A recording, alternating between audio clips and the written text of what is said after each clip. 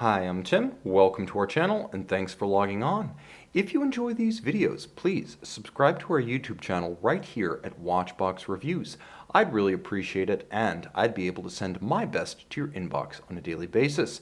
If you like this watch, I don't blame you. You can buy it and 1,700 of its closest friends on thewatchbox.com. Buy, trade, and sell luxury watches on thewatchbox.com. And today we are discussing not just the reborn Girard-Perregaux Laureato, but the Laureato Skeleton in stainless steel. This is an extraordinary watch that followed the 2016 revival of the Laureato line for the 225th anniversary of Bout/Girard-Perregaux. In 2017, the Laureato returned as a full-time member of the lineup, and this watch, the Skeleton, debuted as its flagship.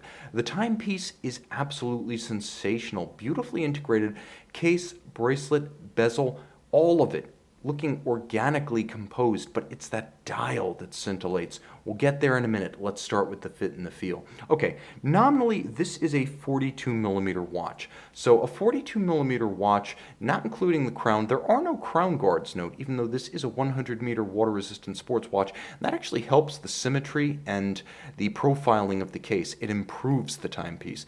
Now, in terms of thickness, 11.1 millimeters thick, and you'll note that the flank of the case actually has a couple of steps to it. First there's the case flank, then there's the shear of the bezel itself, and then there's a little bit of a ramp to the bezel in the domed sapphire, so this will easily fit underneath a dress cuff.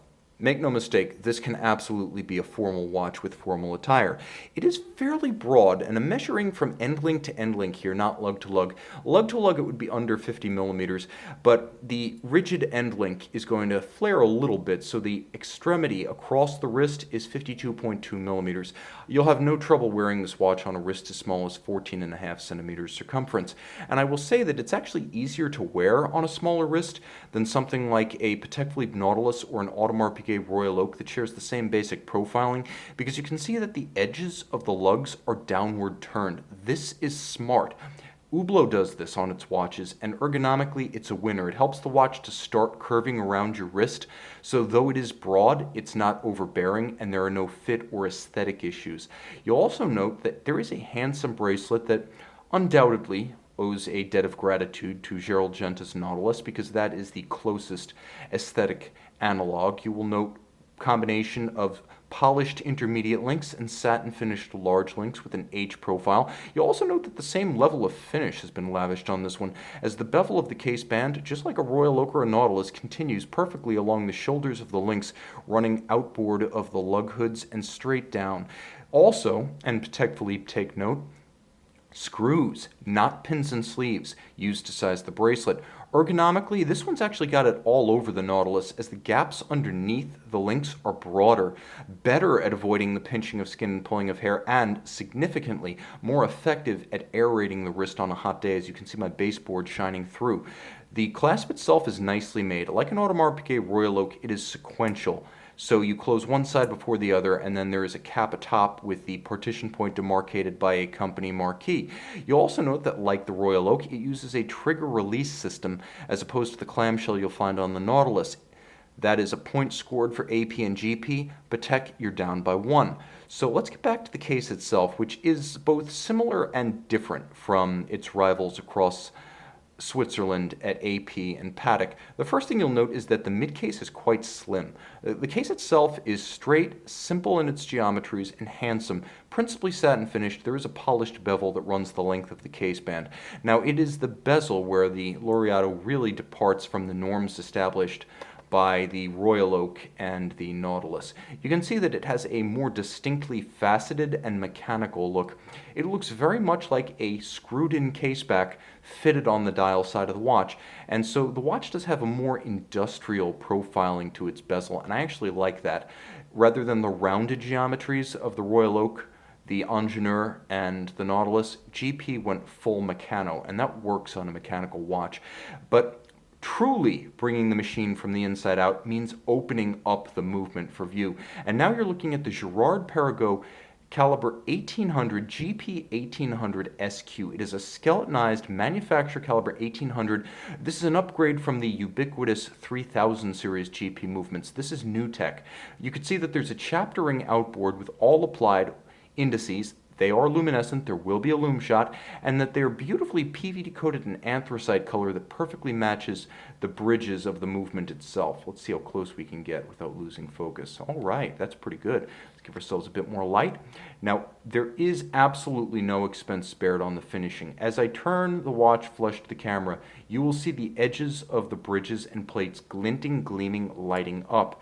And that's because this is the real deal. This is not computer-controlled, mechanically applied electro-spark erosion skeletonization. This is the kind that's done by hand. So it's skeletonized by hand, and then it is finished by hand.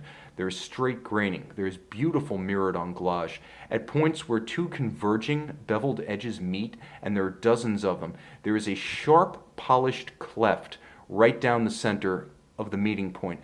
That interior angle finish, which is the toughest assignment in hand finishing, is in evidence throughout the watch. I would compare it favorably with the Audemars Piguet Royal Oak Openworked 15305 ST that I reviewed the other day on this channel. Now you'll note that there's a small second subdial that you could easily lose if you weren't looking for it, but that's good. It doesn't clutter the dial. All of the screw heads are black polished with chamfered slots. This is impressive stuff. A combination of satin, media blasting, and polished anglage characterizes basically all of the movement. But you will note that there are tonal contrasts, and the caseback is a good example of that, as the golden winding mass has also been skeletonized, and the balance wheel itself is beautifully blazoned through the caseback. Now, what you're looking at is a movement that is unidirectional automatic winding with high-efficiency ceramic rotor bearings, 54-hour power reserve, 28,800 vibration per hour beat rate. And see, you've got a measure of shock resistance that's engineered in the form of a free-sprung balance, which takes and holds a precise regulation in the face of shock and concussion. 25 joules, hand-regulated, hand-skeletonized, and hand-finished. It actually does feature hacking or stop seconds, so this is a sports watch. Screw-down crown, screwed-in caseback, screwed-in bezel, and 100 meters water-resistant. So, though it is rather more dramatic and flamboyant than a standard steel automatic sports watch, nevertheless, it is fully equipped to serve in that capacity. Everything from the open-worked barrel, which gives you a little bit of an impromptu and informal power reserve that you'll actually learn to read with time and experience, as well as a different aesthetic showing you the full progression of the power from the winding mass through the barrel, through the train, to the escapement. You can see the traditional Swiss lever chattering away. This one keeps no secrets. This is the Audemars Piguet Royal Oak Openworked